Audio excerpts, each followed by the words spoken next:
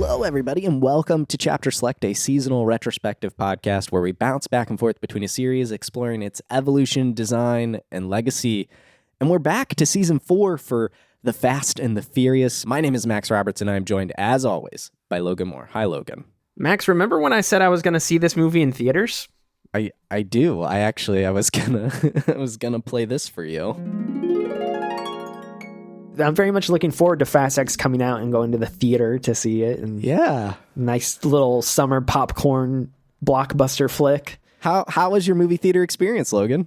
My movie theater experience took place on my couch this morning on September 22nd, 2023, thanks to the power of NBC's Peacock streaming platform. That was my first viewing of Fast X. I'm going to say, I'll save my thoughts for the movie afterwards. Or actually, I'll just say this. I have not wanted to go to theaters at all the past few months. Like, this is not an isolated thing with Fast and Furious. I still haven't seen Guardians 3. I never saw John Wick 4. I think the only movie you saw was Oppenheimer. Christopher Nolan dragged me to the theater as soon as humanly possible. I was gung-ho to go see Oppenheimer for sure. But I don't know what it has... I don't know. Like, I've been just having no desire to go see movies in the theaters. I'll say this. I've not had much of a desire to watch movies, period, this year. I've kind of been more in a TV zone for some reason. TV and video games. And I'm not sure what that's all about. But... yeah, I don't know. I just every time I thought about going to see Fast X in theaters, because there are a couple times, as we know, over the past few months that I messaged you and considered going a few different times, and it just every time I was about to do it, I was like, I really don't want to commit 3.5 hours, driving to the theater, driving home, watching this 2.5 hour movie, and so on. And now that I finally have seen it, I will say, and maybe you can tell me if I'm wrong, I don't think I missed a lot. The theatrical experience here, but... See, we both slightly missed because right around the time this movie came out, it came out on May 19th. I think we moved into our house that week. So I didn't see it opening weekend. I saw it... I wrote it down. I saw it about 2 weeks after it came out. So I wasn't seeing it with a packed theater. So I didn't have that theater energy. So I did miss a little bit of that. But there is something electric just about seeing it on the big screen. And we both absolutely need to see Fast 11 and 12 in the theater. And Hobbs, standalone Hobbs. A lot's happened really since the end of season 4. Proper with all sorts of announcements and fast developments. But, another thing that's happened since then is the public release of Super Chapter Select, the announcement, the launch. We've been recording longer episodes, bonus episodes, since Banjo-Kazooie Season 3. So all the while with Season 4 here with Fast and Furious, we had longer episodes. And we have an exclusive episode, which I think the first time we're talking about it in the context of Fast and Furious here is we watched Better Luck Tomorrow as well. We're really full family experience. We go all the way back now. Yeah, we've got a full array of bonus content lined up for you to check out if you're part of our Super Chapter Select. What is it? Annual subscription, right? Annual and monthly. You can get it for $2.50 a month or $20 a year. Really good, and get access to all the bonus episodes, longer episodes, exclusive videos. We had our Fast 10 reaction video. That's kind of a taste of that sort of thing. Fast and Furious, we had commentaries for a couple of movies as well, like Too Fast, Too Furious, and Fast 5. And we watched the short films, which are one of them is mentioned here in Fast 10 as well. Yeah. So there's all sorts of Fast and Furious and Resident Evil and Pokemon stuff for folks to check out. So you can head over to listeningwithsuperpower.com and sign up and learn more by heading over there to listeningwithsuperpower.com. Just to go back to what we were talking about before, like I decided to go back and look through here at all the 2023 releases that have come out that I have missed, and I mentioned Guardians 3 I didn't see. John Wick 4 I did not see. I've also not seen, I never saw Ant-Man in theaters. I skipped that one as well. Thor burned me with MCU stuff in the theaters. You totally could skip. That's what I've heard. Ant-Man. I could skip Ant-Man. You didn't miss anything. That is what I've heard. I've been skipping a lot of the TV shows already, but Thor Love and Thunder last year completely burnt me on going to Marvel movies in the theaters. Because I saw Doctor Strange and that both in theaters. And then after that, I was like, okay, I think I'm tapping out here. And since then, I have not gone. I didn't go to Black Panther, did not do Ant-Man, did not do Guardians. I will absolutely not be doing the Marvels this year. Oh, yeah, that's like in 2 months. Yeah. Yep. So I also didn't watch, there was an Indiana Jones movie that came out. Didn't see that. I still haven't seen Creed 3. I still haven't seen the Michael Jordan shoe movie starring Matt Damon on Prime, and Ben Affleck. Like right away, too. I know. I need to watch that. The only couple things that, this will speak a lot to where I'm at in my life now, I guess. But the things I have gone to the theater to see this year have included the Mario movie, The Little Mermaid, and Spider-Verse. So can you tell that I'm hanging around with children more often now? Maybe slightly. I saw all of those as well. I'm surprised Teenage Mutant Ninja Turtles wasn't on your list there either. TMNT is one that, well, you know this about me. I'm not a huge You're not TMNT a Turtles guy. person. But I will say I think that movie looks quite good, and I do kind of want to watch it at some point. It was fun. So I think I will end up doing that eventually. Yeah, it'll be on Peacock before you know it. Exactly. Yeah, a lot of these movies are already on other streaming services too. Like I think Creed 3 is on Prime. I know the Sneaker movie Air is on Prime, I believe, as well. Obviously Disney Plus with the Marvel stuff. So you should watch Guardians. You'll catch up. Guardians is the one. Guardians is the one I think you should watch. Yeah, and I will love that. I have absolutely no doubt about it. I love James Gunn, and I love those movies. So that and John Wick. You don't need to watch the rest of the movies you mentioned. John Wick, I think, is also maybe on Peacock. Actually, I know that new spin-off show, which you didn't even know existed until a month ago. The Continental, yes. IMDb was filled with ads while I was filling out this document for it. Yes. Yeah, you messaged me about that. I will not watch 5 or 6 weeks ago, and you're like, what is this? And I'm like, oh, it's the origin story of the hotel. Aren't you interested in this? No, stop. Please. I hate. Let me go. Free me. That's kind of in a nutshell why I hate current Hollywood or just media in general. Things cannot just be good on their own. They always have to be capitalized on with something else. When I watch John Wick, I'm not really that interested in the lore and world, and I don't need a backstory that doesn't feature the titular character. What's the other thing that's kind of doing this now too? The Boys is coming out with a spinoff. I don't know if you've seen that. I know you don't watch The Boys. I don't watch The Boys. I know they had an animated show, and the animated show was I think just shorts or one-off little. Okay. I don't think it was I think it was just different stories set within that universe animated, which I think probably would work pretty well.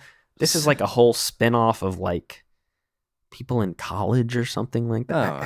I don't know. Speaking of Amazon animated and spin-off / backstory material, the Adam Eve special was pretty good. I have not watched that, dude. But the reason I haven't is because I was out of. Thank you for reminding me about that. Remind me about this again soon. The only reason I haven't watched it yet is because I was out of town when it released. It's it's this great 50 minutes of just Adam Eve origin, but it totally scratches that Invincible itch. I'll have to watch that. Oh, it's fun. Absolutely. Abby wants to rewatch the show before season 2 here in a couple months. So we're getting close to that. That's gonna be fun. I'm looking forward to that. We're talking about everything other than Fast X. Sorry if you've tuned into this episode. And for slight context, we haven't done a show here in a few weeks. A lot of travel, a lot of work. So, just filling a little bit of the void, but it's still a good time. And, that's kind of been following us around Fast X as well, as just things surrounding it and our lives. So it's all related to the conversation. But I guess it's sort of well, I was gonna say, I guess it sort of explains why it's again September and we're now doing this episode rather than back in May. It's been a busy summer. I've been doing a lot of traveling for work. Obviously, I've been dating somebody this year too, so that's been taking up a lot of my free time. And you've been raising a 1-year-old and moving into a home, and like it's just, I don't know. There's a lot going on. So a lot going on, but it's fast. We finally got you to watch it. I've seen it twice now, which is not something I thought was going to happen before we recorded. But yeah, let's talk about this movie. Yeah, let's break everything down here, as we always do at the top. So, Fast X, the 10th installment in the series. Technically 11th, but... Yeah, which one am I missing? Or Hobbs and Shaw. Hobbs and Shaw. Okay, I knew there was that. Yeah. Release date for this one was May 19th, 2023. It was perhaps infamously directed by Louis Leterrier, or Leterrier. I think that's how you pronounce his name. Yes. I don't know. Yeah, I don't even know. After Justin Lin stepped away, he was supposed to be the original director, and then there was a big old director mix-up, and then Louis Leterrier, I think is how you pronounce it, stepped in. I'm sorry if I'm butchering that. The producers were Neal H. Moritz, Vin Diesel, Justin Lin, still got producer credits though, Jeffrey Kirschenbaum, and Samantha Vincent, who is Vin Diesel's sister, you've noted here. The writers on the film were Dan Majou and Justin Lin. The primary actors, the cast has bloated up quite a bit. We've got Vin Diesel, Michelle Rodriguez, Tyrese Gibson, Chris Ludacris Bridges, Sung Kang, Natalie Emmanuel, Scott Eastwood, Alan Ritchson, John Cena, Charlize Theron, Jordana Brewster, Helen Mirren, Rita Moreno, Jason Statham, Brie Larson, and Jason Momoa. That's and then we don't even on purpose. And then we don't even mention, I mean, I know they're not really in it, but we've got obviously Gal Gadot and The Rock showing back up there at the very end. These movies are getting just a little too crazy. The composer, again, per usual, is Brian Tyler. And the stunt coordinators this time around were Troy Robinson, Andy Gill, Nick McKinless, Peter Miles, and Olivier Schneider. You noted here that on IMDb, there are 192 matches for the word stunt on the cast page of Fast X. So there's a lot of stunt coordinators and stunt men involved with this one. Yeah, it's pretty wild. This is baffling to me. This movie cost $340 million to make it. You've noted it's the 8th most expensive film of all time. It only made $714 million, which is a big letdown. Like that's still they still doubled their profit there, but that is, or right, doubled their what they put into it. But yeah, that is not good for what they expect from this series. Like I think anytime they make one of these, they're expecting $1 billion worldwide with ease. Yeah, I mean, so when looking at the whole franchise, it is this is Lifetime. This is worldwide, maybe. It's like the 8th lifetime gross, it looks like, out of all of them. So it's not doing super well. I mean, obviously Furious 7 is the top with 6 and stuff like that, but it looks like Fast X is not doing so hot. Well, I'm curious to see, well, for one, I want to mention this, like, I wonder how much of the budget is tied to just all of those names that I just mentioned. I mean, there's obviously so many people now in these films that are taking up like decent chunks of screen time, and I imagine they're being paid pretty ample amounts of money. So I imagine a lot of that's going to the cast. Not saying that it's still not obviously stupid expensive to film these movies, but yeah, as the cast continues to blow up and we've got more people coming back from the past, like sure, like when Gal Gadot, again, she was only barely in the movie, but I'm sure she's a lot more expensive to bring back into this world compared to before she was, you know, Wonder Woman. So yeah, it's that, and you've got to think the marketing campaign is just so global for this franchise now as well. Yes, it's probably through the roof. I mean, it premiered in Rome like a week early. You know, a chunk of the movie takes place in Rome, so that was kind of why. So it just, I think it's just more and more the talent they keep bringing in, and you know, they keep bringing famous people in as well, like Brie Larson as a new addition or Jason Momoa.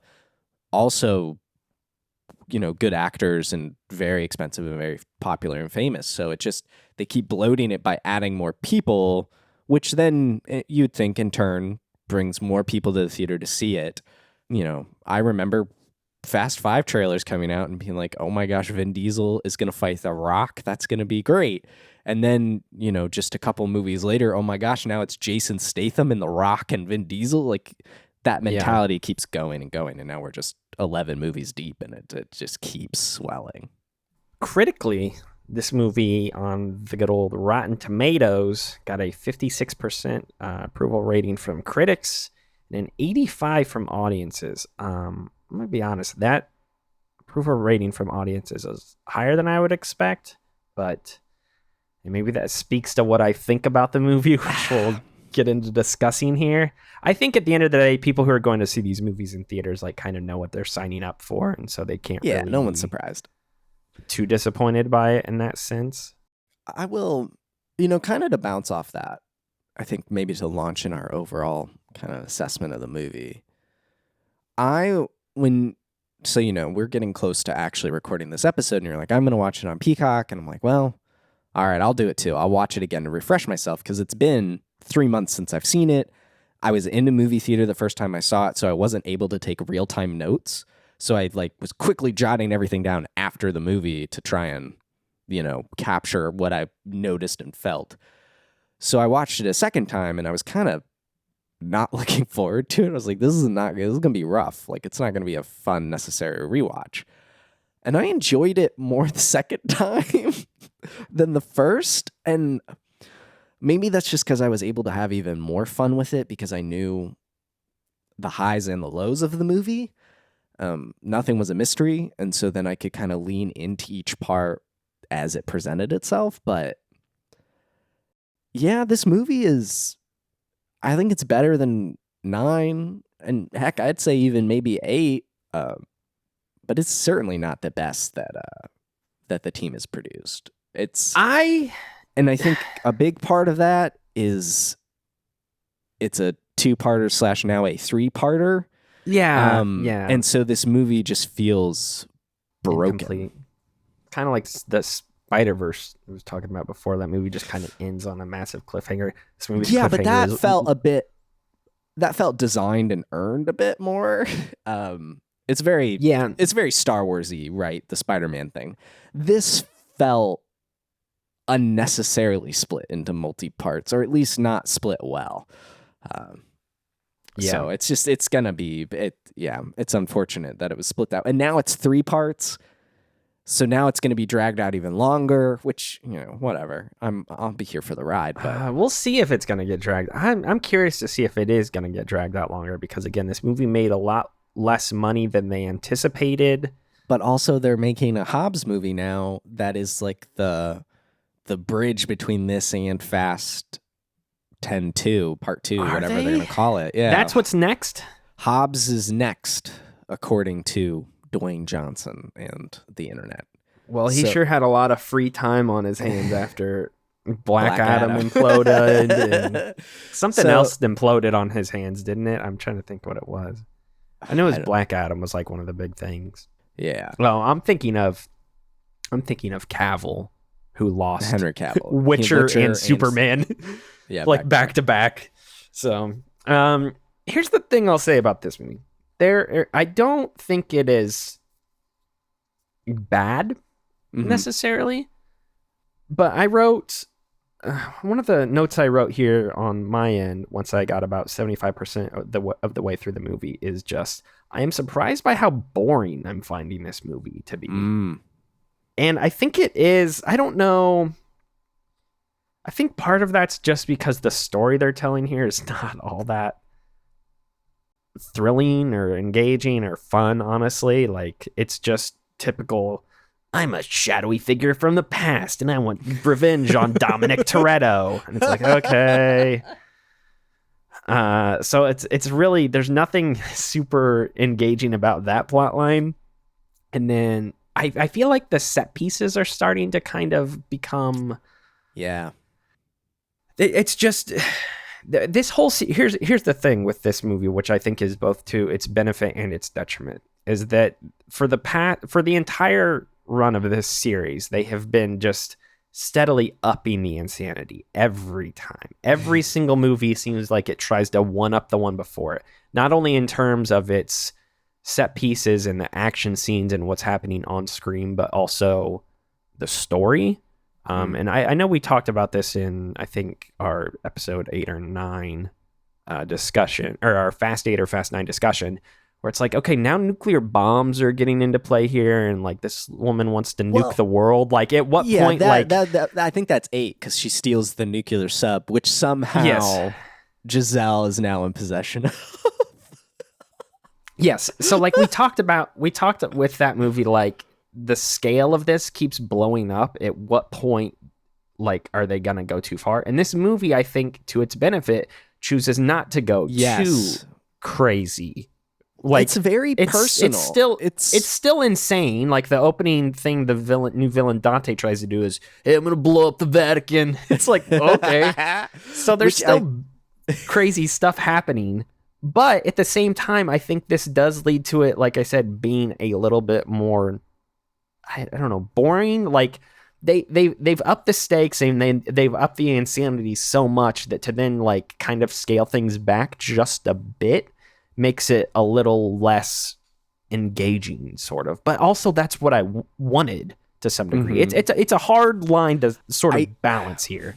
I think it's in part because they're splitting this story up, because it felt like there was no momentum toward a resolution, and it's because it's supposed to end on a cliffhanger. And the thing that you and I both don't care for, I think, in stories is when they unnecessarily split up the core cast of characters. Yes, this is one of my big issues with this movie. Dom is isolated the entire time. Yep. And it's just, even at the end, like they never reunite. It's just not, it's annoying, really. Yes. I mean, yeah, that's another one of the big points that I wrote down here, is that the family is scattered too much, is what I wrote. There is just all of these there are different plot lines with all the different characters. I mean, per usual, you've got Roman and Tej and what's her name? The computer whiz lady.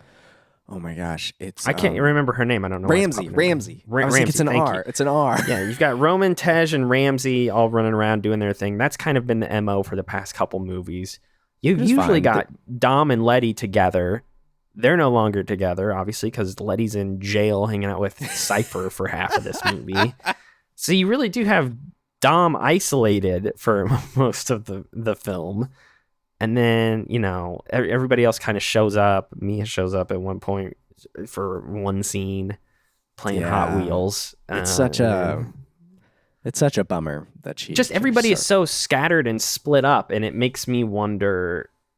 Well, for one, it's just not fun, because one of the big allures of this series is just seeing all the different characters interact constantly and working together. Like, that's what makes 5 so good. That's what makes 6 so good. But as the cast has started to bloat a little bit more, this has, I feel like everybody being split up in this manner has started to become a little bit more normal the past few movies. Because I feel like it was like this quite a bit throughout 9 as well. It's lost the sort of like tight knit. I mean, to be sort of sarcastic about it, but like that familial feel that these movies has had, where everybody is a tight knit family. It's not like that really anymore, and I miss that. Yeah, and I'm concerned that when the gang is reunited, because that's going to happen, right? There's going to be a moment where they do all get back together. You know, like the movie ends and Roman, Tej, and Ramsey, their plane is crashed, but they're not dead. They survived that somehow. And you know Dom and Lil B are going to survive a dam exploding. And obviously Letty, Cypher, and Giselle will escape on a submarine. So at some point, everyone's going to get together. And it's how are they gonna survive the dam? I don't know. Like, I don't know. It's swim. They're going to swim. I am really He'll use hoping, a car. I'm I was gonna say I'm really hoping that CGI Paul Walker doesn't zoom in and save the day. I want to talk on that, but at some point they're gonna be reunited, right? And I just feel like it's not gonna feel as good as it should, you know? Like it's not gonna feel earned. It doesn't feel like an earned reunion. This feels like an unnecessary division of the group. Yeah. And that creates strain on the movie, and it makes it feel odd and just not quite right. Like something's off, because we are supposed to see Roman and Vin, together. Dom and Roman are together, and Tej is there, and then Ramsey's off doing her computer thing, and then you've got Michelle. She's Letty. I'm like intermixing all their names. I know. I was doing the same thing. I couldn't remember everybody's names when I started watching this movie. I'm like, wait, who's Michelle Rodriguez again? It feels strange, and there's some weird character interactions that I want to touch on. And the first one is, I guess maybe you weren't worried because you knew it didn't happen. But when I saw this movie the first time in the theater, I hadn't seen any of the spoilers that Giselle was back, or that The Rock is back. Yeah.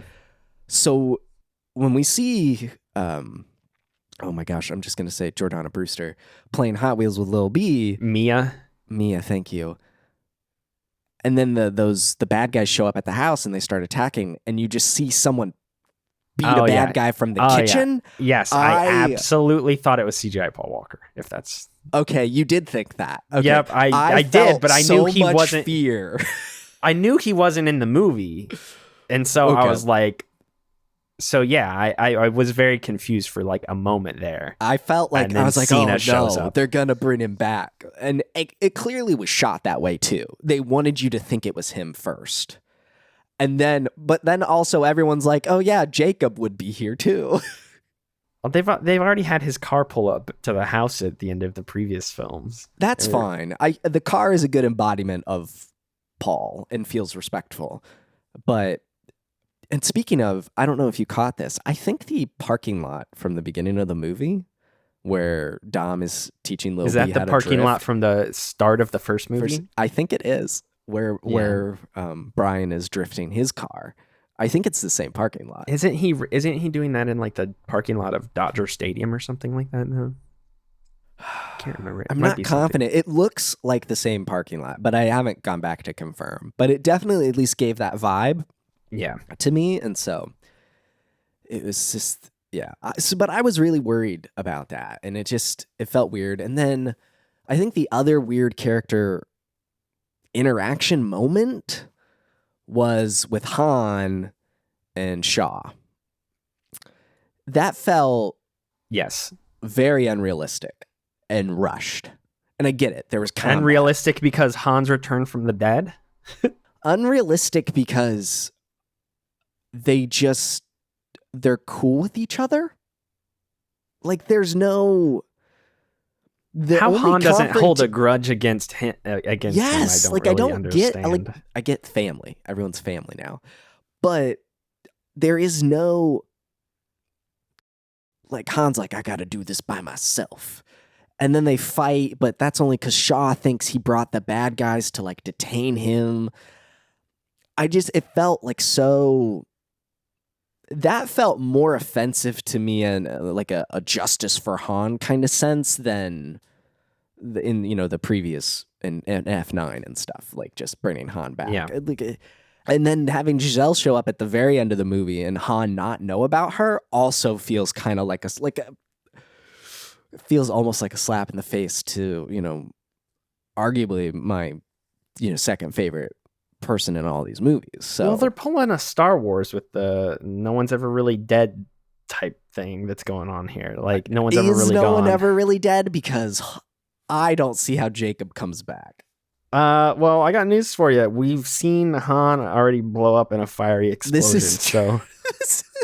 So why would I not like? That's the thing. They're robbing themselves of these like meaningful moments deaths. where they're trying to like make you feel fear as the audience viewer, like, oh my gosh, Jacob's dead, and he absolutely should be dead in that instance. But it's like, okay, well, everybody else that's died in this series that you've told me is dead is come back to life eventually. Except I for like Elena, and who got it's probably not real. So Elena's dead. She got her brains blown out in front of Dom. So no, I'm pretty sure Dom she's not used detective mode. Yes, maybe. No, that's what Dom was doing. Remember, he was like at the car. He's like, "This is meth with Letty, nitrous with meth." Letty. Yeah, I forgot about that. Oh yeah, yeah. Elena's the only one who's really Elena. Oh, I'm sorry, I was confusing Letty and Elena. No, Elena, Lil B's mama. She got shot, but that was behind glass. Got shot in the face right in front of Dom. So I don't think she's coming back from that one. The thing I want to say about the characters, and the thing that I think this movie has shed a light on for me, and I started kind of feeling this way, maybe not as much with 8, but definitely with 9, and then it really has continued into this one, is that I don't know if he's not a good character, or maybe it's just I don't like Dom anymore. And I think the problem is Dom on his own does not work well. Dom needs somebody to bounce off of. And previously, for the first 7 movies, or not all 7, I know, but like for the longest time, that was Paul Walker, that was Brian. And those two had great chemistry, and they bounced off of one another. And they amplified one another's characters, I think, because of their differences and their similarities and stuff like that. Mm-hmm. Following Paul Walker's exit, or maybe not exactly Paul Walker's exit, but I think Dom and Hobbs had that same sort of vibe between them. And then with the introduction of Jacob in the last movie, I thought that, Cena would kind of step into the fray here and be the new person that would end up being the buddy duo partner of Dom. And instead, no, they've just kind of isolated Dom, and I don't think it works. He needs somebody to bounce off of throughout these movies, because him on his own is like a cartoon. I mean, they're all like cartoon characters, but he's like the tackiness of this film franchise really shines through that much more when I feel like he doesn't have someone else to play off of, if that makes any sense. I think Vin shines when he has people to bounce off of, when there is chemistry between him and the other actors. And he's just alone in this movie. And so I don't think he can shine the way that Vin Diesel does. Like, he's famous and good for a reason. He can captivate an audience, even if he just says, Superman, or I am Groot, but it's this energy and motion capture and all this other stuff. And he has that in Fast and Furious. Obviously, the series is international and it's been going on for 20 plus years, but he needs those other people. And I just feel like we've unnecessarily isolated him from the group. And it's going to be, they really need to get back together really quick in the second one and need to work together. It just feels like an unnecessary division. I am hopeful, though, because Hobbs is back. Dwayne and Vin have buried the hatchet. Hobbs has returned. Supposedly they had buried the hatchet all the time behind the scenes, is what people are saying. I actually think Dwayne said that they had buried it the last summer, so in 22. I heard, I think we actually did. I mean, you can go look this up on my website, but I think we actually did an interview the other day with Louis Leterrier, or however you pronounce his name. Again, sorry if I'm butchering that. The director of the film. And we asked him about that. Somebody on our staff did. And I saw him say like, oh yeah, Vin and Dwayne have been on like good terms for like a pretty long time now. And like, it hasn't been anything as bad as it's been made out to be or anything like that. Well, that's just, pop media news cycle. Yeah. And I imagine, that's kind of what I'm imagining as well. But I think, tell me if you feel the same way. This kind of really hit me this time around. Granted, I was Abby was with me when we saw it in theaters, but there were a few other people in the theaters. But when I saw Hobbs come back, I got amped. Really, truly excited. And it reminded me, I thought of this today, actually. It reminds me of Vin's cameo at the end of Tokyo Drift. Like, and I don't think any other character in the series, except Han, you know, when the Han comes back, I think, for me at least, has that kind of effect. And I can only imagine, I probably could look it up on YouTube, but opening night with, you know, the Fast family fans, I bet those theaters popped off when Hobbs shows up at the end of that movie. Yeah, they did a good job of hiding it, for sure. Yeah, I truly was surprised, and it just felt so good. And I can't wait to see them all interact again. Yeah, unlike, again, talking about Dwayne's other most recent project, Black Adam, where he had spilled the beans on Cavill Bean, and that before the movie was even out, he's out there, you know, talking about it, and it's like, what the heck? Like, they really did do a good job of keeping the lid on his return here. But my thing was, like, I always felt like he would come back because... Sure, but this is a multi-billion-dollar franchise that he's a part of.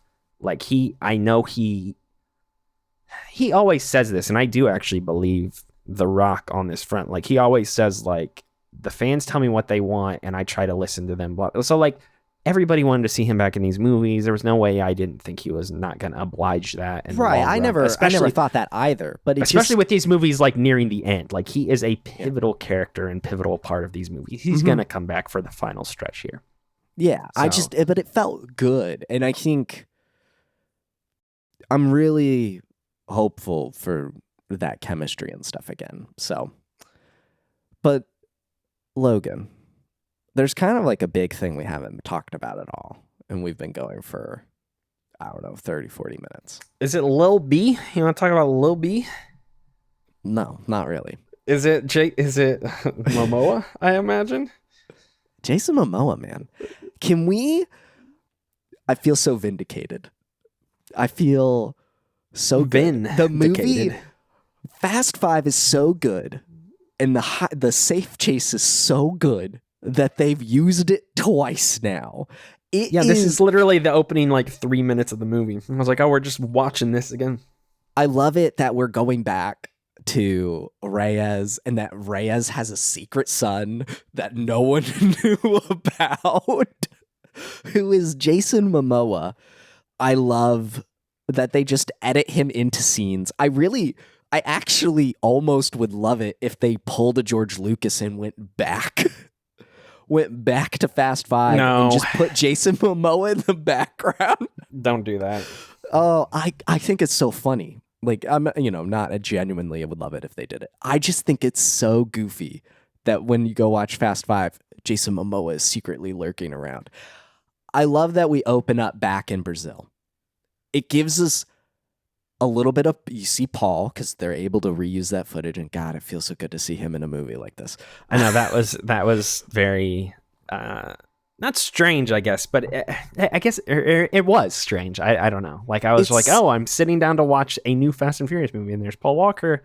Right, but it felt right. It felt like, to me, it felt good. And obviously 5 is my favorite, and you know I'm a sucker for, like, prequel-ish energy, and this is definitely that in the opening of this movie.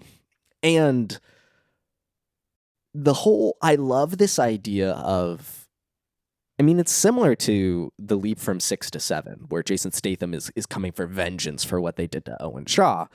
But this kind of just feels a little bit, I don't know, father-son. That's obviously the angle they're playing up with him stealing Lil B and stuff. But, you know, Jason Momoa is introduced, and he's just this crazy person. And I gotta know what you thought about, oh my gosh, what's his name in this movie? Dante. What did you think of Dante? Okay, so I'll say this. For starters, Momoa's great. He just, it's clear that they just were like, yep, have fun, be crazy. Your character's kind of crazy, just very charismatic, go nuts. Like, it's so obvious that a lot of his actions and just his general performance felt like it was freestyle, and he was just improvising how he was behaving on the spot to some degree. And so I really like that. I will say it didn't necessarily always jive. Well, his character is, I'm out for revenge. I gotta kill Dominic Toretto, blah, blah, blah, blah, blah. But he's so like over. No. He's almost like the Joker of the Fast universe. Yes, like my note, the very first note I wrote, Dante is Fast Joker. Yeah, basically. Like he's just like, he's all over the place and he's crazy and he's not what you would, I guess, expect from a typical, you killed my father, prepare to die, sort of thing, which maybe is better for the franchise, honestly. I think it fits. I definitely think it fits too, and it makes the tone a little bit more goofy. It is, like I said, I think the biggest issue I have is that we have just slingshotted from within the past couple movies from the main bad guy being crazy hacker woman who wants to take over nukes and somehow nuke the world still and in get every movie and get the world leaders to bend to her will, to now her being like, this is the devil. Oh my gosh, the devil has come for me. And then the devil in question, DeLorean. The devil in question is just dude with knives who's kind of goofy. Like I don't know. That's the difference for me. It's very Joker in the way that he does have like a plan. And granted, some of that is just saying, haha, you're exactly where I wanted you. Like he intended to be kidnapped at one part. It's very, I know saying this sounds very stupid, but it is very Dark Knight. Like the Joker in that movie has a plan, right? To bring Gotham to its knees and to make Batman make decisions. And that's great. Christopher Nolan knocked it out of the park. Dark Knight, one of the best. But this is definitely like an interpretation of that style of villain adapted to the zaniness that is Fast and Furious. And I'm not saying that Dante's plan is like, wow, this is great.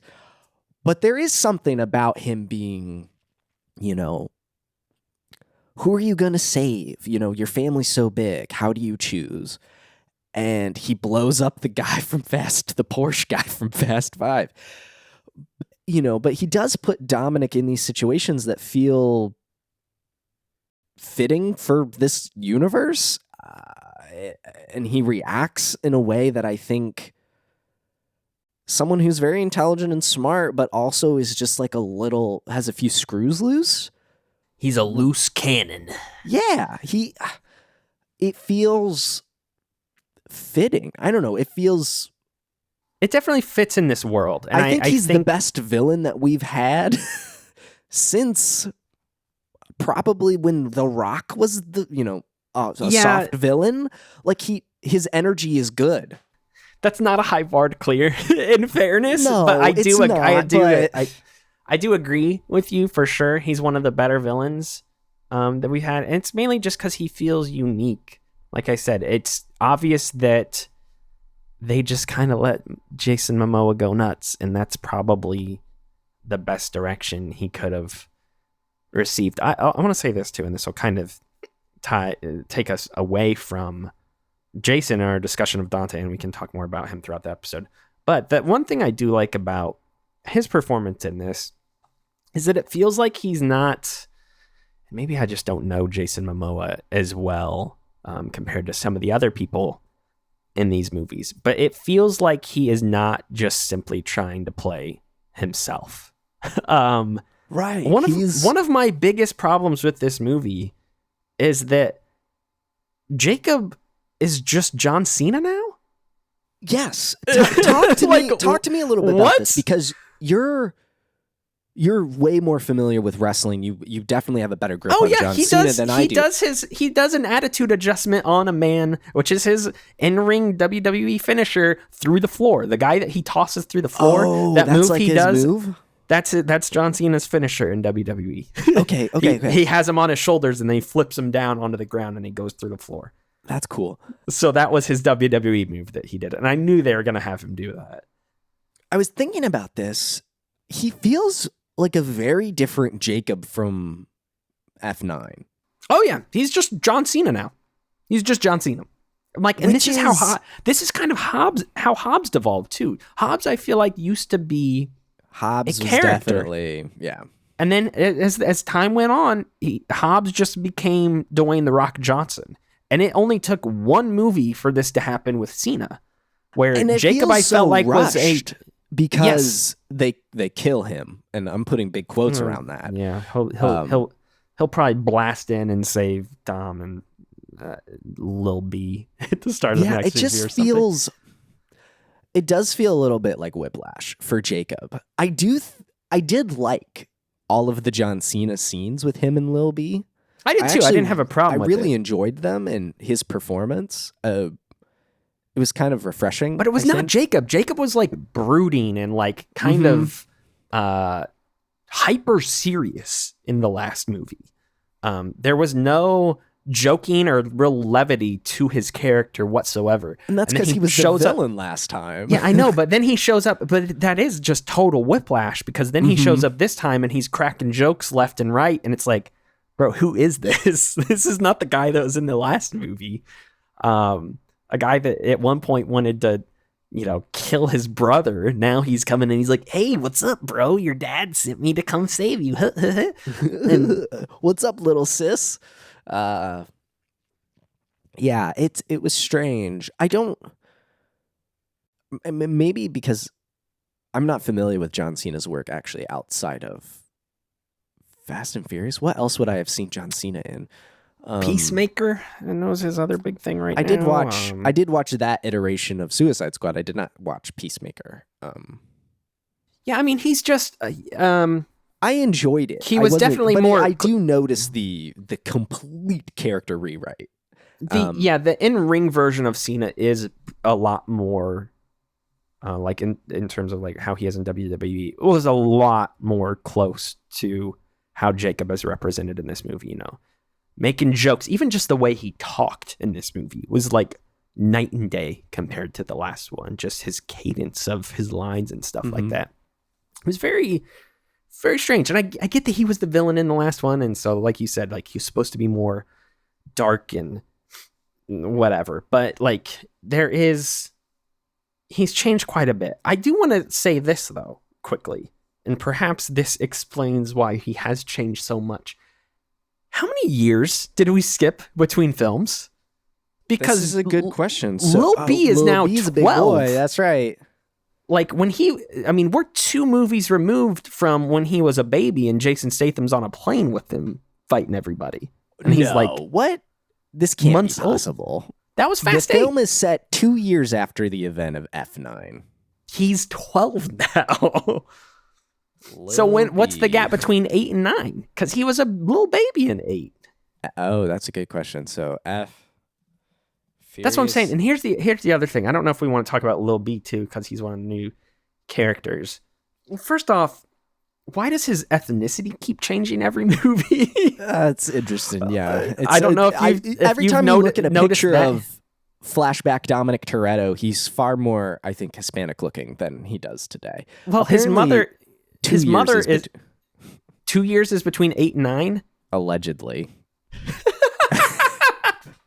So we've got Lil B, who's now 12 years old, even though 4 years have passed between 8 and 10. What is going on here?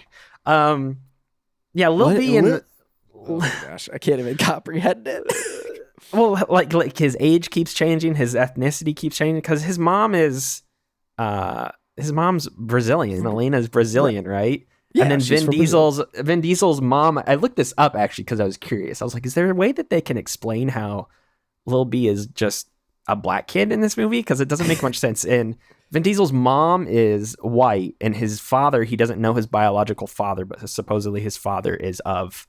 Basically, you're his dad. Talking about real life Vin Diesel. Real life, yes, real okay, life. Okay, yeah, his dad is. Dom's mom is in the movie. No, Vin Diesel's real mom is white, but his dad, he doesn't really know his biological father, but his dad's of a different ethnicity. He's not white.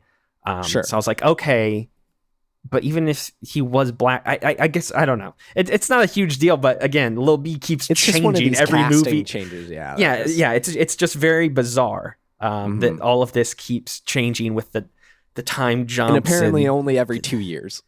Yes. Yeah. Lil B's got solid snake's disease where he's rapidly aging here. He's gonna be climbing through microwaves at the end of Fast 12, trying to go fight Dante. Lil B is fine in the movie. He plays this kid role. Okay, like he doesn't. He is a plot device to be stolen. I was gonna say there's really no standout line or moment for him in the movie that I think about. I fixed it, Uncle Jacob. Like he is just there to service as a plot device and to be, a tool for Dom more than anything. Mm-hmm. Like even when he's jumping out of the car and jumping back into the car with Dom there, which is hilarious. He's like, you gotta feel the line, son. Also, jump out of these cars while I'm doing car foo. Yeah, like that made no sense, but okay, I'm fine with it. Lil B's character is, I don't know. I'll just say this. I don't like the emphasis on his character. I wish he could go off and hang out with his cousins or whatever. I wish he could go to Paul Walker's babysitting service while his dad and the rest of the family are globetrotting. Go hang out with Mia and Brian's kids and have Paul Walker babysit all of them because, I don't know. Like I don't think Lil B's adding anything to these movies, and that in 11 or 12 or whatever the heck he's gonna end up driving one of the cars and saving the day or something. He'll be a full-grown man by that point. Yeah, or they're gonna do something dumb where Dom dies and is like, remember, it's about family. Live your life a quarter mile at a time, and then he dies. So, and then they'll make a new Fast series centered around this Brazilian African-American white child whose ethnicity changes with every new installment, and then he'll be age 50 by the time that series starts because he's rapidly aging. Here's the other thing. Is it implied at the start of this movie that Dom and Letty are trying to have a child of their own? Oh, there's no implication. They're trying to have a baby. But they're like 50. They're like 50. Lil B is 12, which means they were already in their late 30s at the end of one of the other ones. Now Lil B is 12. They're each they're superheroes. They don't age. They're each late 40s or 50s, and Dom's like, I gotta put a baby in this lady. I'm like, wait, what? Yeah, it's whatever. And that will happen. She will be pregnant. Honestly, she's probably pregnant right now in the cinematic universe. She's probably with child in Antarctica on a nuclear sub. It was a really quick kind of throwaway. Well, not throwaway, but it was just really quick. Like he kissed her belly and said something like, "Ugh." Is it in there? Something like that. But then they quickly started talking about other stuff, and I was like, wait a minute. Cypher shows up. Yeah, Dom's trying to put a baby in this lady. They're like, because Michelle Rodriguez is 45. Okay, again, their real age has no, they're probably. But that's what I was saying. Their in-universe characters should be much older if their son is 12. So it doesn't make any sense. It's stupid. Anyway, it's silly. I wanted to use Lil B jumping from car to car as kind of a segue, I think, for the set pieces in this movie. Well, hold on. I wanted to ask you one other thing about the characters. There's one other person we haven't talked about. Well, or there's a couple other people we haven't talked about. Yeah, but in particular, Mrs. Nobody. Hell yeah, Brie Larson, who was new to this film. That's right. I'm tired of the nobodies. The just every movie it's, hi, I'm Mr. Nobody. And then the next movie, hi, I'm Lil Nobody. And this movie, hello, I'm Mrs. Nobody. It's like, okay, we got to stop here. All right, so I like Kurt Russell, right? I like the Kurt Russell character. Yeah, He's just in charge of this mysterious organization that could clearly do anything anywhere. The agency. That's fine. And then Lil Nobody was the butt of the joke, right? He was like the trainee. He's not actually related, as far as we know. But then he's kind of, they mention him a lot throughout this movie, or maybe not a lot, but enough times. But then this struck me as just unnecessary because Brie Larson is apparently playing the actual daughter of Mr. Nobody. So it's like we really are just emphasizing the family. She doesn't do very much in this movie either, I don't feel like. Like, for how much they focused on her, she really doesn't do anything. She pushes back against the agency, sending everybody after Dom, which you then find out is only put on because Dante and his dad have corrupted a man going back 10 or 20 years. Integration. Which was a really, really stupid twist. I think it would have just been better if it would have been as simple as like the guy who runs the agency just doesn't like Dom and just wanted to take Dom down, or Dante had paid him off. They didn't need to do this. 20 years ago, my father enlisted Ames to be on our side. It's like, why is this? What? Okay. Yeah, like, whatever. Why is he still working for the son of a Brazilian drug lord or whatever? Okay, sure. It's just kind of goofy. Very goofy. But yeah, Brie Larson was not, Brie Larson specifically, she's not in this movie very much. She didn't do as much as I thought for how much they kind of emphasized her being in it. She talks to Dom in a scene. She kind of initiates Letty getting freed, and then she shows up there at the end, and then Vin saves her. And that's about it. She's really not in it. Yeah, she serves...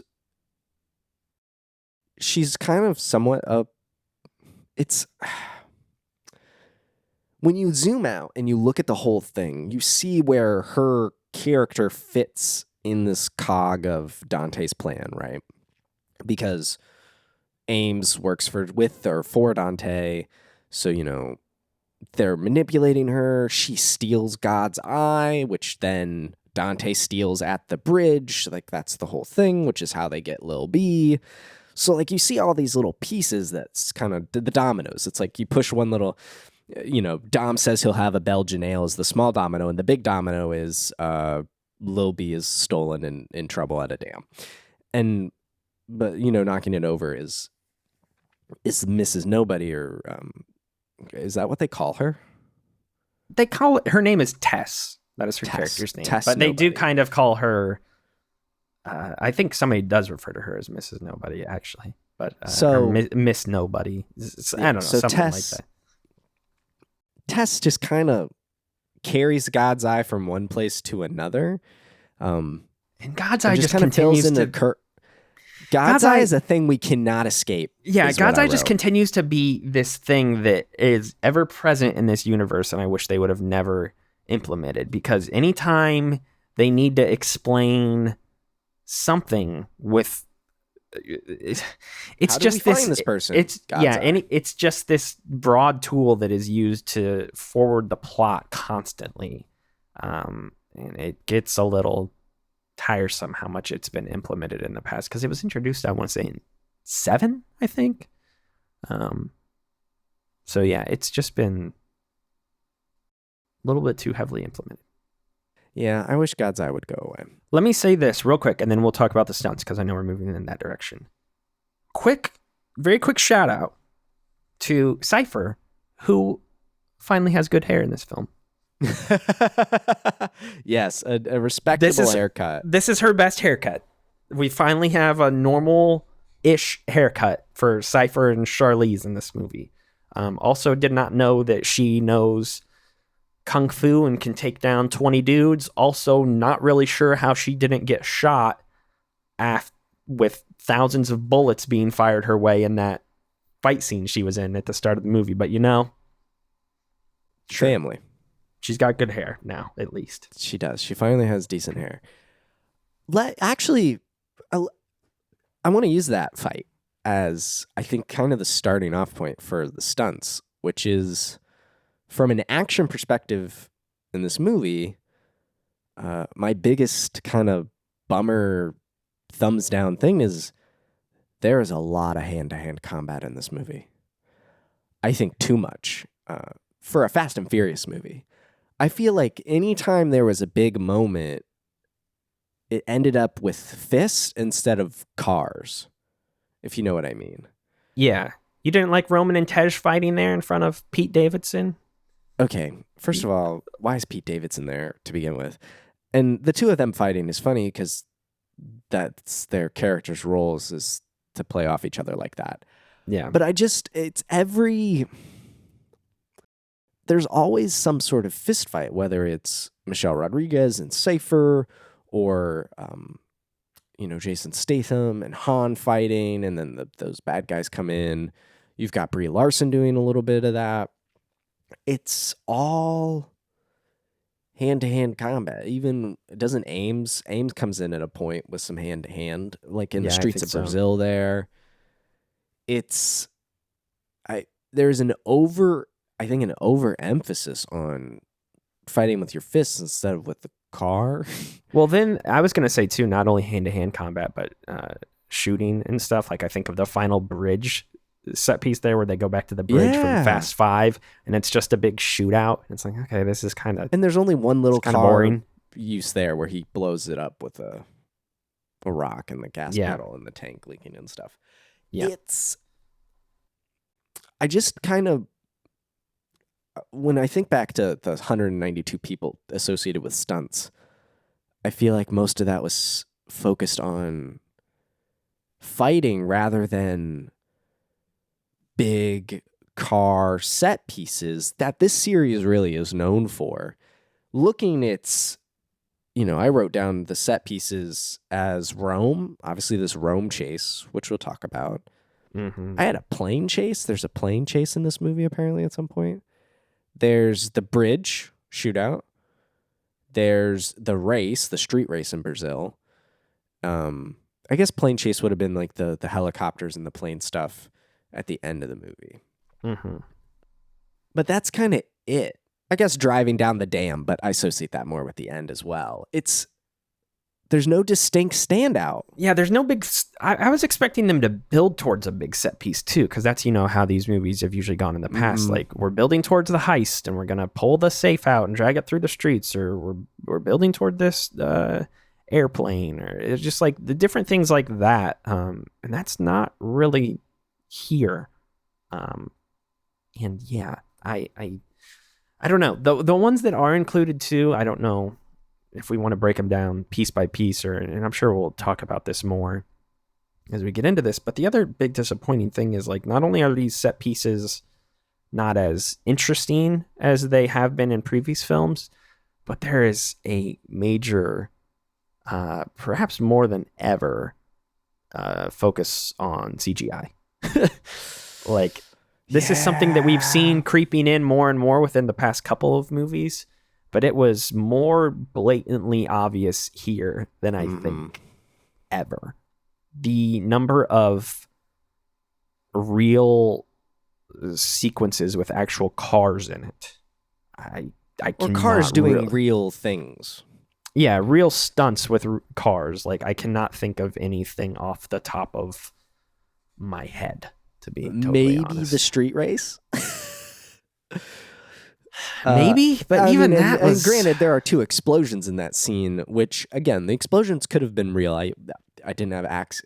I don't own it on, on disc or digitally, so I wasn't able to really dig into the behind the scenes. So I'm not sure, where they were using real stuff and not, but certainly not, with the car foo at the end where Dom uses 2 helicopters to crash into Dante's car perfectly timed and catch his son, or driving down a dam, or, chasing a giant bowling ball through Rome on the way to the Vatican.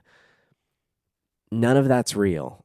And yes, especially when this movie opens with one of the best practical stunts in this franchise for sure. And I think one of the best just in blockbusters in Hollywood with the safe. That shot, it's so good, they used it twice, where it's rolling out of the police station. That's all real. And it just makes this, and I just think the CG just doesn't look as good. No, it doesn't. There were a couple, the bomb, and especially once it caught on fire, I thought looked really terrible. Yeah. The there's a part where Dom's chasing the bomb and he's driving down the stairs. That whole part looked really terrible. Obviously he launches himself off the bridge. It just, that whole sequence was really ruined for me. And I know they can't let loose a giant 5-ton wrecking ball through the streets or whatever. Yeah. Like I get it. Like I understand why the CG is being used, but at the same time, there is such a history within this series of practical stunts dating back to very first movie, and they really stuck with it for a very, very long time. Even stuff that we were, at least I was certainly surprised to see was practical. I think of the bus stuff in Furious 7. You know, they really drove a bus off a cliff and had it crash and had guys hanging from a bus off the edge of a cliff. Now, granted, that wasn't Paul Walker, and it was much safer than, you know, the movie makes it out to be, but they even had cars come in down on zip lines, you know, like on these, and bounce on the ground and stuff. Yeah. But this is, here's a bowling ball. We're just going to roll it through Rome. Even in F9, the truck driving through at the end that was pushing everything out of the way, that was practical to a degree. This felt devoid of practicality. Yeah, and I think that contributed to why I said at the top that I found this movie to be far more boring than the past installments, was just because even in the past movies where, you know, we've had issues with the stories or the characters or whatever, like these movies are far from perfect. I think the things that would always keep me gripped and tied to the screen was the big crazy sequences that they would come up with. And this time around, I found them to be greatly uninteresting compared to the past. Yeah. So I don't know. They really need to. I wonder too how much it costs CG wise for them to make these sequences. Like, I wonder if that's what bloated the movie's cost this time around. Obviously, the economy sucks and the economy's bad. Everything's more expensive and just general inflation. Like, these movies are going to cost more to make now than they did 10 years ago.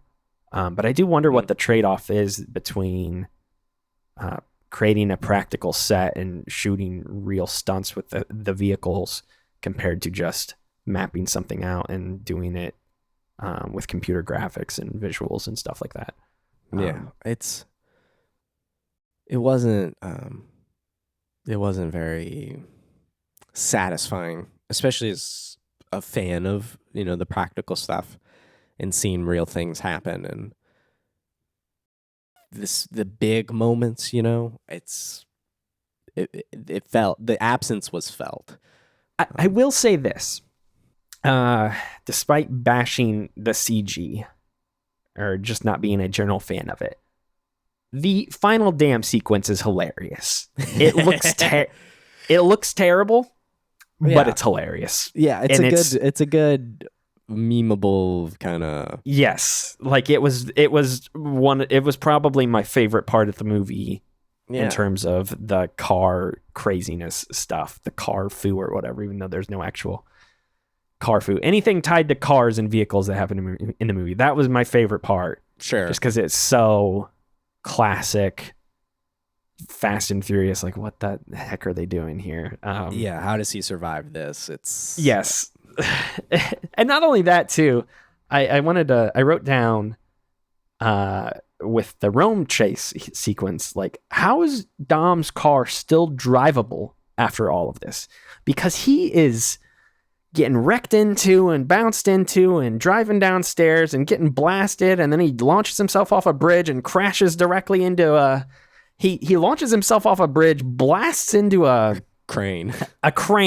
His car then smashes into a wall and then drops on the ground and crashes into the ground, and then he just drives off. It's I'm like, okay, what is happening here? How's his car still driving? The Rome chase specifically kind of felt like where all the focus was as far as a big set piece. It felt like the biggest set piece in the movie. Yes. There's multiple chases. It was kind of the early first thing, and definitely was early in all the footage.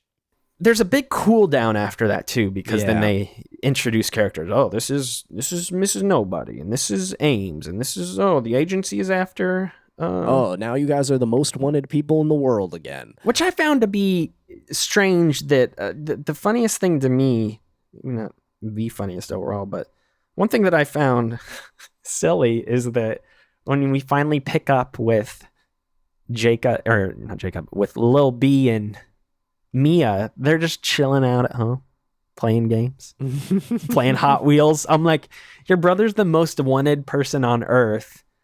Dom got in contact with Jacob and was like, protect my son. Why wouldn't he reach out to his sister as well? And be like, you gotta hide, run. Instead, they're like, oh yeah, let's play some Hot Wheels racing here. It's so weird.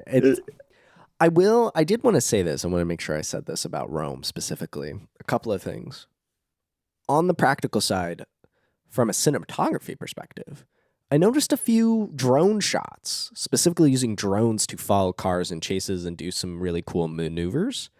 Yeah. I really love seeing Hollywood use drones in footage. I think kind of the example that blew my mind and really showed me the potential is Michael Bay's Ambulance, which is just drone car chase footage all day, and signature Michael Bay, Bayhem explosions and things like that. It's great. If you want awesome drone work, that's the prime example. And it was cool to see that used in Fast and Furious, and I hope they continue to do that.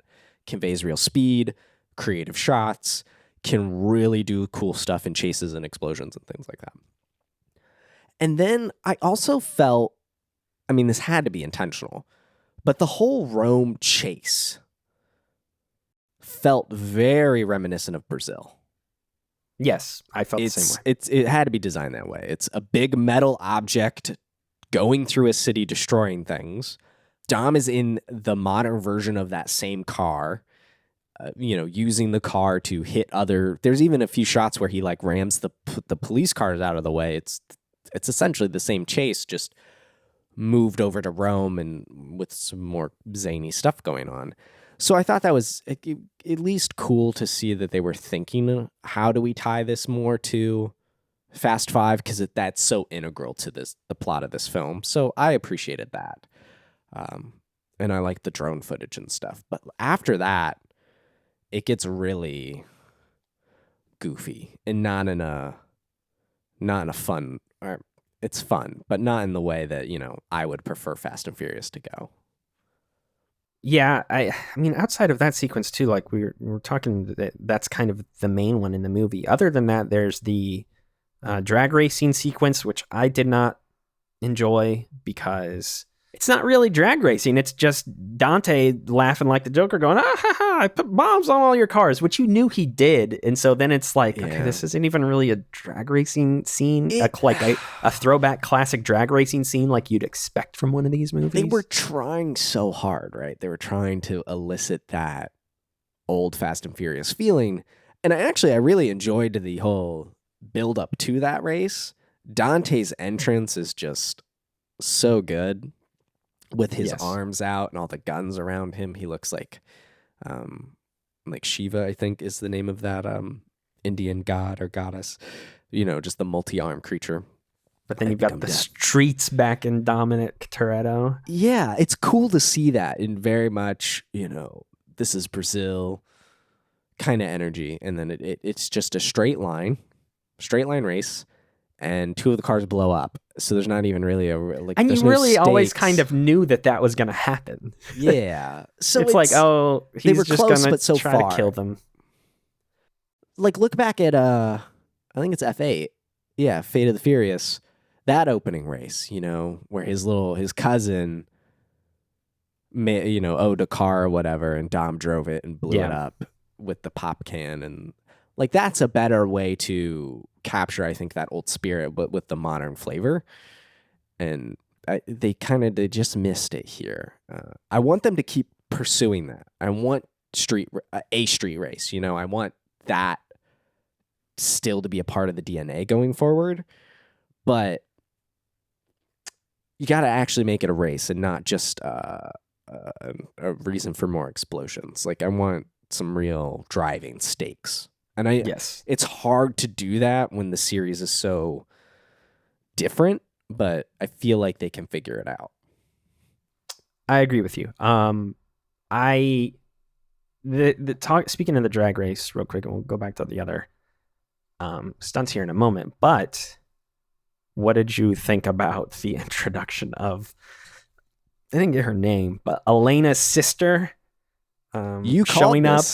I called this months ago. I'm glad you remembered I called this, because when we first saw that trailer, and one of the first trailers for this movie ended showing a drag race, and there was Dante and Vin and somebody else, and then the girl, the Porsche guy from Fast 5. Yeah, and then there's the girl, and we knew they were in Brazil in this sequence, or that we at least had a pretty good idea that they were. I was like, oh, that's gonna be Elena's sister. Watch. I totally called it as soon as it happened. Yeah, because I said they gotta introduce a new family member here. Watch. It's not, the worst. I didn't have an issue with it either. As a character, Lil B's got a new aunt. The family grows. But it's, she didn't. I'm curious to see how she'll integrate going forward. What is she going to bring to the table from a plot and character and action perspective? And I'm going to guess not much. That would be my honest guess, because even Elena was a kind of a big character in these movies for a bit, and she didn't even bring that much to the table. So I have a feeling that her sister is not going to do anything different in that regard. But I did just want to point that out, because I totally called that like 6 or 8 months ago when we saw that trailer. I was like, oh, yep, watch. Elena's guarantee sister. It. So I could be a scriptwriter. Let me do it, Justin Lin. I feel like you and I could write a Fast and Furious movie. I feel like it's not that hard. You just got to put family in there a lot in the script. Family. And you'll get something. Were there any other big like set pieces that I'm not thinking of? I mean, we've talked about the kind of the ending with a little bit like Dom dropping out of the sky and the rocket car and the helicopters and him slingshotting the helicopters around it once again, like he did with the safe. Again, kind of another callback to Fast 5 with him slinging the safe around. Yep. This time he's slinging helicopters around. Like a lot of their ideas in this movie clearly stemmed from Fast 5. I'm okay with that, I mean, I know that's your favorite. Drawing inspiration from the best. And it's so, Justin Lin was going to direct this and he wrote this. I feel, and while that wasn't his first Fast and Furious movie, I feel like he wanted to go back to it. And so I think that clearly, and that's just kind of ingrained in the early concepts of this story. And I wonder how much of this is difficult to change after a certain point. It's like, we've got this budget. We've talked to the Roman government, Brazil. We're getting ready to film in all these places. Like, how do you can't change it that much, I can't imagine. So I want to see where they go forward. But really, that's kind of it as far as major set pieces. And that's I think the big bummer. Yeah, and not only that, but we haven't talked about them a whole lot. But I would like to specifically call out that we talked previously about how Dom needs somebody to bounce off of. The one kind of group that they kept intact here and together, which has kind of been the format for a lot of these previous movies, has been, Roman, Tej, Ramsey. Mm-hmm. And I feel like they fell super flat this time too. Like incredibly. Like we've gone from the last movie having them go to space and that be funny. Like they're always sort of the comic relief portion of the movie. And I think that works well. But again, it felt like they didn't have anything to do. They were just sort of on the run, trying to. I really don't know what their arc was in this movie. They got separated from Dom, and then they were trying to get back with him. And then when they finally get near him at the end, they get shot down by a bazooka. I don't know. And there's kind of the arc there of Roman, and that's what I was going to say. I want to be the leader. They try to have him have a serious arc, but it doesn't work. It feels so forced, like there's no, I mean, it's just, again, very forced with him. Oh, I'm not a good leader, blah blah blah blah. And his Tej, no man, you are a good leader, blah blah. Yeah, it's like okay. This is just it's just tacky. Yeah, it's. I appreciate the effort. Roman is.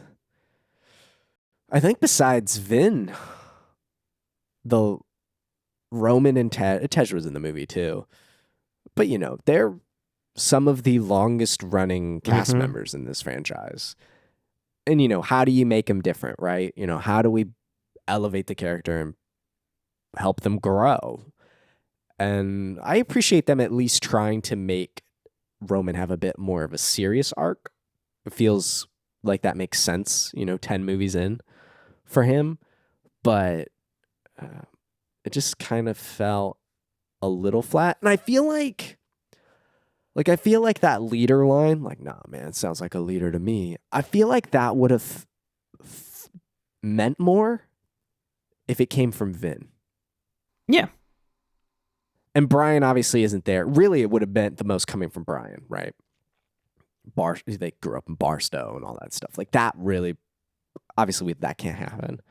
So I feel like having Dom do it would have been the next best thing, but keeping the people divided, it's... Fast and Furious is all about family, right? And it just doesn't work when the family's not together. Yes. And that's the big bummer, I think, that this movie has being designed as a multi-parter. I wanna ask you, we've kind of talked about, I think, everything here. We're nearing the natural end of this one, but how do you think the next movie starts? Since this is our first real cliffhanger movie I think we've ever had in this series. How is Dom gonna die? Is he going to get washed away down the river? God, that'd be nuts. Okay, so to be clear, by next movie, you just mean Fast and Furious 11, because I'm not the Hobbs talking, movie is next, which... We're going to have to pick up here where Dom is on the riverbed about to get blown up. So that one, Are they setting it up to where Hobbs is going to be the one to save him? Because it seems like the end of the movie is actually the end. What I'm talking about with Hobbs is actually a flashback. Because certainly, there's it doesn't mean it's happening in real time, right? It happened previously. I imagine that Dante doesn't initiate the bombs to blow up and then walks off screen and calls Hobbs and is like, "Hey, I'm coming for you," or whatever. Man, I will. Let's talk about that really quick. Makes total sense. Like, I love that Dante wants both Vin and Hobbs. Yeah. For this, it makes perfect sense, and I'm really excited to see Hobbs go up against this kind of Joker-like figure. So that'll be fun and cool. And apparently this Hobbs solo movie that was announced shortly after this movie came out was kind of going to be the bridge between part 1 and part 2 here, which, sure, whatever. That means that movie's got to come out next year.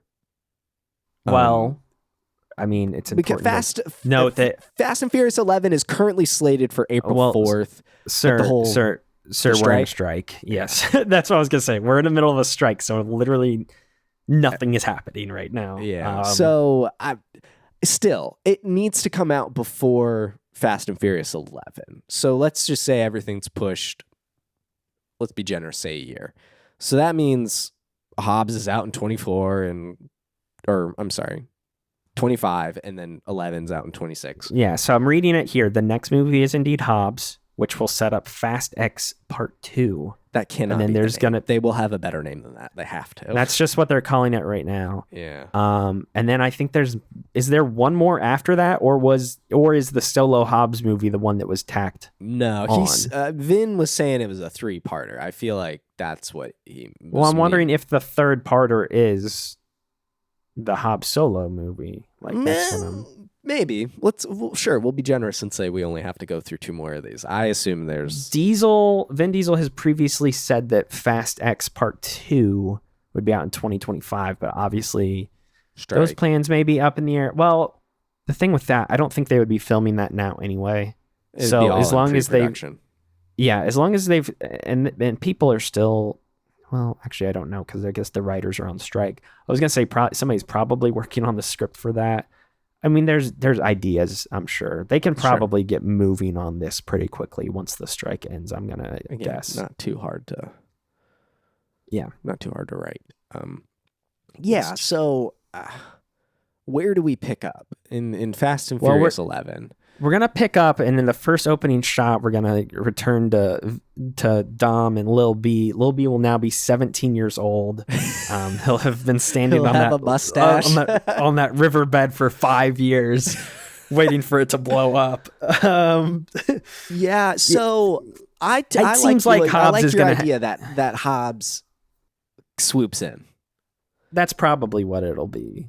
I don't know how, but he will. That makes sense because you either start off right at the dam in the explosion and everyone's getting saved, or you have some sort of slow build up to it, some sort of flashback, some sort of intimate moment, right?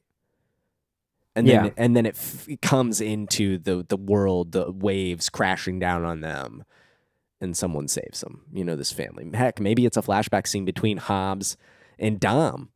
Some sort of brotherly moment. And then, I'll be there whenever you need me. Well, this is my other big question here is... Maybe Jacob comes out. Jacob will be back. We have to have a scene. I would imagine we have to have a scene where all three big muscle boys are on screen at the same time with Vin, Cena, and The Rock. Oh, that has to happen. But you also have to get Jason Statham in the mix and Jason Momoa. Just have everyone on screen. I'll say... here's a couple things I'll say moving forward. One, just the post-credit scene, Momoa is going to have to be in the Hobbs solo film, right? Like a lot. Oh, yes. Yeah. It is between, I believe it is between Dante and Hobbs is kind of that plot. Okay, so that's one. Two, here's the main thing I want moving forward, and particularly with Momoa. I am really sick of this trend of villains becoming family members, and they have even they have. Well, you would also think the same thing with Cypher, Sure. And they kind of are doing that. They haven't formally done it or whatever, but she's on their side now because she says enemy of my enemy. So she's kind of. She's got to make it to a barbecue. Now. If she's at a barbecue, she's family. So yeah, that's the coronation for sure. She's got to say grace. Yes, this has been an ongoing trend in all of these movies. Hobbs is introduced as the bad guy, then he becomes an ally. Shaw's introduced as a bad guy, then he becomes an ally. Jacob's introduced as a villain, then he becomes a good guy. Now they're doing it with Cypher. Just with this trajectory, Momoa, it's going to be the same thing with Momoa here. And I don't want that. Just keep him to the end as a bad guy. I think the hope is it is a two-parter. So there's got to be some consistency, right? The villain's got to be the same. And their business isn't done. Well, this is what I was going to say, and this is my fear, is that... so we talked about how it's a three-parter now. We don't know specifically if when... Vin said it's a three-parter if he was referring to the Hobbs movie or if he's referring to, Fast X Part 3 or something like that. Sure. I don't really know. I don't know if he's clarified. But if there is a third mainline Fast movie, let's say, so Hobbs solo movie, Fast 11, and then they end on Fast 12, I really hope Fast 12 is not an instance where it's a new threat has emerged and it's all hands on deck for everybody. And then Momoa has to team up with Cypher and the rest of the family, and they all have to face a new bad guy. It's just let's just have it end, We can have Dom and Letty have a child. It can grow up real fast, just like Lil B, and then we'll start the new, because that's what they're gonna do. They're gonna start the new Fast series, and it's gonna be centered around Lil B. And then my kid will grow up watching it and think that's what the Fast and Furious is. Yeah. Well, here's my other one question. My question is, when is it going to happen? When will CGI Paul Walker occur? And how will it occur? Because And the reason I say it's going to happen, and I sent you this earlier this year too, is that Vin said something in an interview earlier this year where like, oh, we haven't properly said goodbye to Paul Walker yet. And it's like, what are you talking about? Yes, you did. You drove away on separate highways. Well, he said something to the effect of like they haven't properly said goodbye to his character and they need to give him a send off. It's like, great, what? Okay. What are you talking about? And so like he's definitely making it known that they're gonna do this at some point. Like Paul Walker's brother is probably gonna be in one of these movies standing in for him, and then they're gonna CGI-ify Paul Walker's face. It's gonna be horrible. But I'm wondering in what manner. Does he just show up at, a barbecue at the end and we just see him again? Is he gonna swoop in from the shadows and be like, don't worry, Dom, I got your back, I'm out of retirement? Like, is he gonna be the one to save him from the dam? Like, this is my question. Like, how integral is he going to be? So here's the thing. I feel like, yes, you're absolutely right. Paul Walker will return in some capacity and it'll be horrible. Heartbreaking, just gut-wrenching. But I think I don't think in whatever shape that takes, I don't think it's for the entire movie. I feel like if you have Brian swoop in and save him at the beginning of the movie, Brian's in the movie the whole time. And I just think you get too weird and uncanny with it if they're in the whole movie. When I think of other mega franchises that bring back people from the dead, they're just in a few scenes.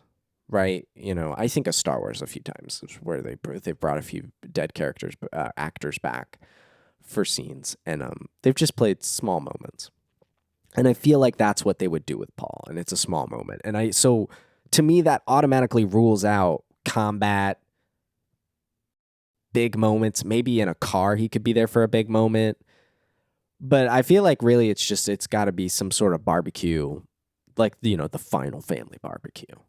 Would you like me to read Vin's actual comment on the matter? Yeah, let's get it on the record here. Here is Vin's comment. He said this in an interview earlier this year in promotion of Fast X.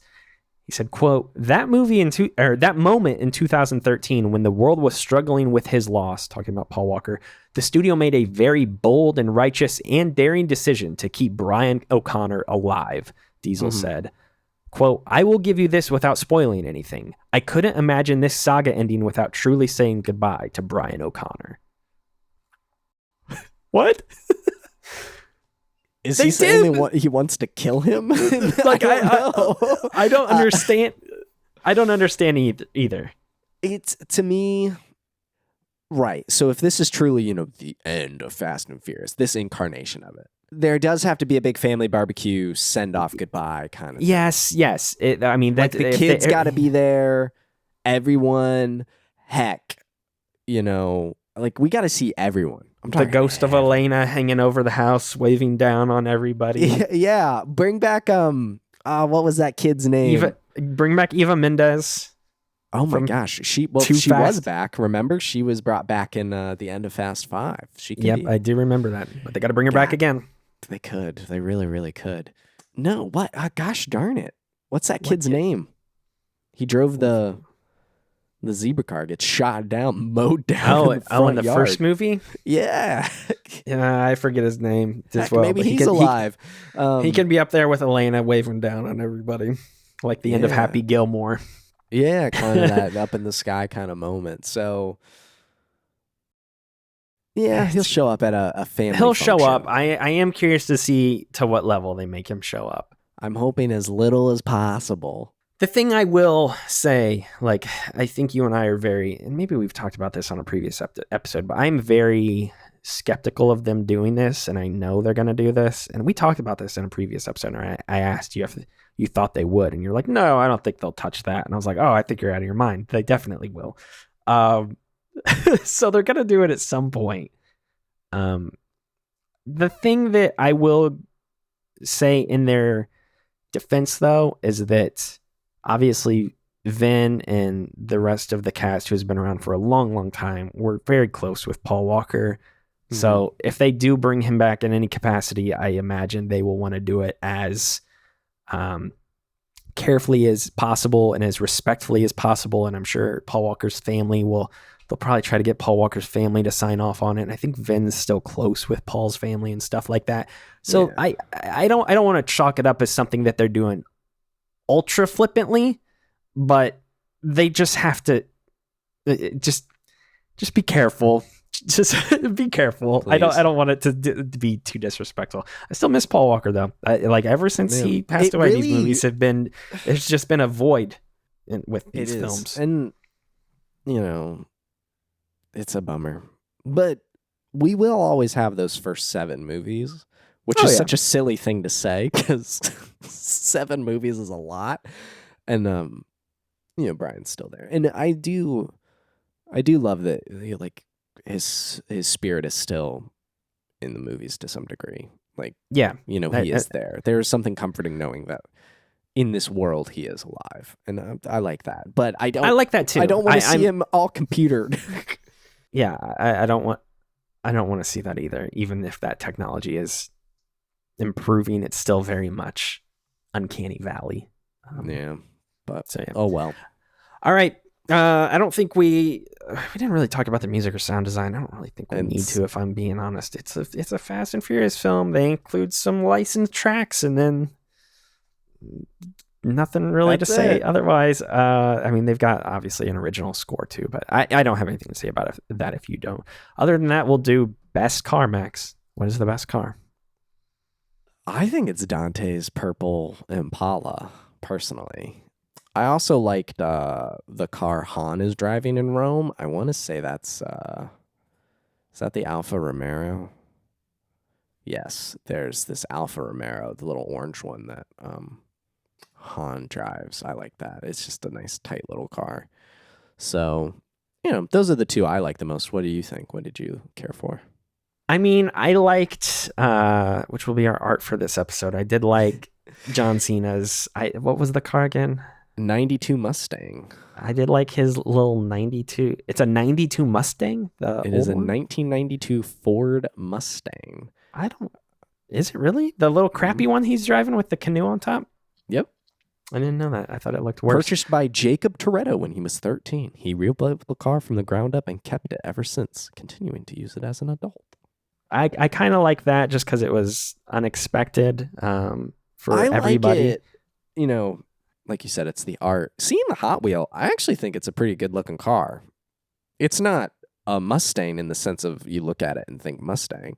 Yeah, it's not what you would normally think of as a I like it. It's Mustang. Got that little hood scoop looking detail on it and stuff. I do like it. I like the color too. It's a very nice shade of blue.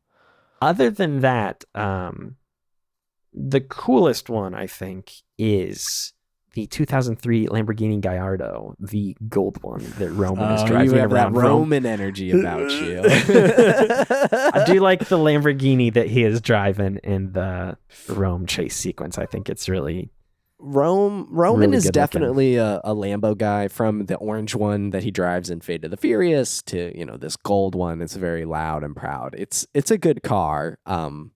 Yeah, I think actually you picking the Lamborghini and me picking the Alfa Romero actually speaks more to our taste of Fast and Furious movies as well.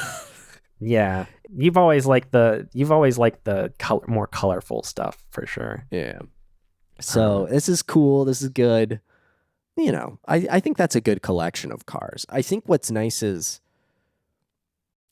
as these movies go on, each character kind of has their own brand of car or something. And so I like that we've got a Chevy in here now with the Impala. And for, Jacob had the Mustangs because that was also his car in F9. Like his evil car was a Mustang as well. So, everyone has their own type of vehicle. And I'm curious to see what kind of big old Hummer truck Hobbs is driving around next and things like that. But it is cool to kind of get some Chevy representation in here as well for a big character. Well, I was going to say, speaking of Chevys too, shout out to the 1967 Chevrolet El Camino, which is the rocket car that Jacob's driving. Car.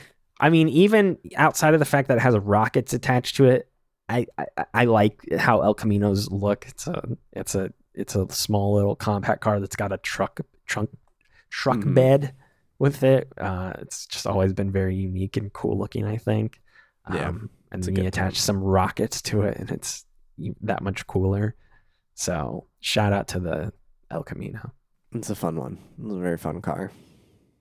Last but not least, Max, what is this film's legacy? Please tell me that, even though it's only been out 3 or 4 months here. I mean, I think we've really touched on it a lot throughout this episode, but it's a 2-parter. I think it introduces one of the strongest villains, but I think really the big thing is it's this 2-parter, and at this time, it just feels very fragmented, which is kind of a first for the series, to not have